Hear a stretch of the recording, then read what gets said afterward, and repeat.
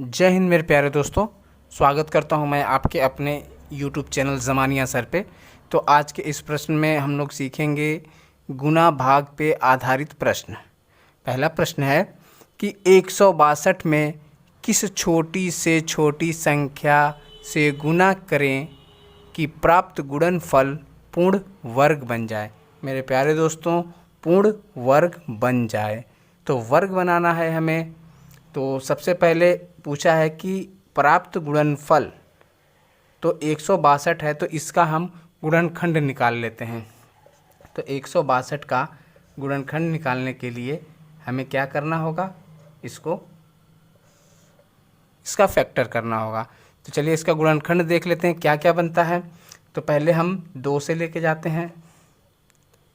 तो 2 से ले जाइए, 2 अट्ठे 16, 2 एकम 2। फिर उसके बाद 2 से नहीं जाएगा, 9 से लेके जाते हैं। 9 से चला जाएगा 9 बार में 99 81। फिर उसके बाद ये 9 बार में एक बार और चला जाएगा, 9 एकम 9। इसका गुणनखंड बन गया 9 गुने 9 गुने 2। अब जो है कि पूर्ण वर्ग बनाने के लिए आपको मालूम है कि 2-2 का पेयर बनाते हैं। तो ये जो है एक पेयर तो कंप्लीट हो गया। अब जो है एक पेयर और बनाना है। तो इसमें एक तो 2 है ही है, इसमें एक 2 का और गुना कर देंगे तो हमारा ये 2 पेयर बन जाएगा। तो पूछा था कि कौन सी छोटी से छोटी संख्या से गुना करें कि प्राप्त गुणनफल पूर्ण वर्ग बन जाए। तो हमें 2 से गुना करना होगा, 2 से गुना करना होगा पूर्ण वर्ग बनाने के लिए। तो यदि 2 से गुना कर देंगे इसमें तो ये पूर्ण वर्ग बन जाएगा। तो आंसर केवल हमारा 2 आएगा, 2 से गुना करना होगा। चलिए हम नेक्स्ट क्वेश्चन की तरफ चलते हैं। चलिए दोस्तों, दूसरा प्रश्न है कि 675 में किस छोटी से छोटी संख्या का गुना करें कि प्राप्त गुणनफल पूर्ण घन बन जाए। तो गुणनफल को पूछा है कि गुणनफल पूर्ण घन बन जाए। तो चलिए इसको भी गुणनखंड कर लेते हैं। 675 का गुणनखंड कर लेते हैं। इसको काटते हैं 5 से। तो 5 एकम 5 और फिर यहाँ एक बचा, हो गया 17।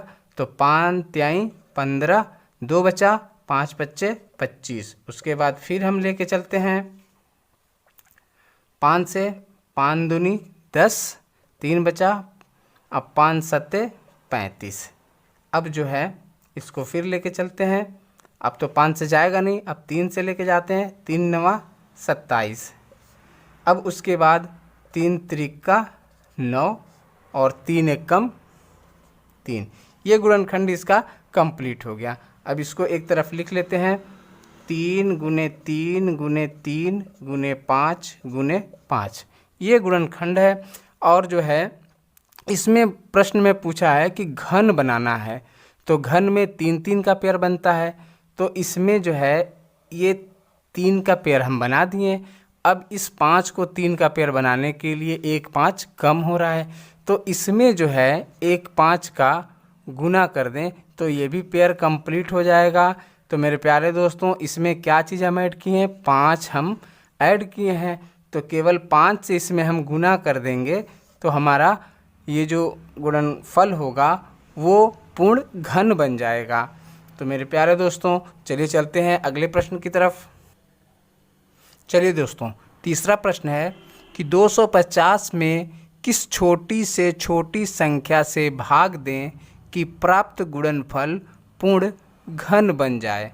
चलिए इसका भी गुणनखंड कर लेते हैं। 250 का गुणनखंड हम कर लेते हैं। सबसे पहले 5 से लेके जाते हैं। तो 5 पच्चे 25, एक 0 हो गया। फिर 5 से लेके जाते हैं, 5 एकम 5, एक 0 हो गया। फिर 5 से लेके जाते हैं, 5 दूनी 10। अब जो है 5 से तो जाएगा नहीं, अब 2 से जाएगा, 2 एकम 2। इसका गुणनखंड हो गया 5 गुने 5 गुने 5 गुने 2। यहाँ 3 5 है और एक 2। यहाँ हम उसका गुणनखंड लिख दिए। और प्रश्न में दिया है कि किस छोटी से छोटी संख्या से भाग देना है, किस छोटी से संख्या से भाग देना है कि प्राप्त गुणनफल पूर्ण घन बन जाए। तो घन बनाने के लिए दोस्तों 3-3 का पेयर बनता है। तो 3 का पेयर अगर बना देंगे तो एक तो घन बन जाएगा, लेकिन ये 2 एक्स्ट्रा हो रहा है। अब ये 2 को कैसे हटाएंगे?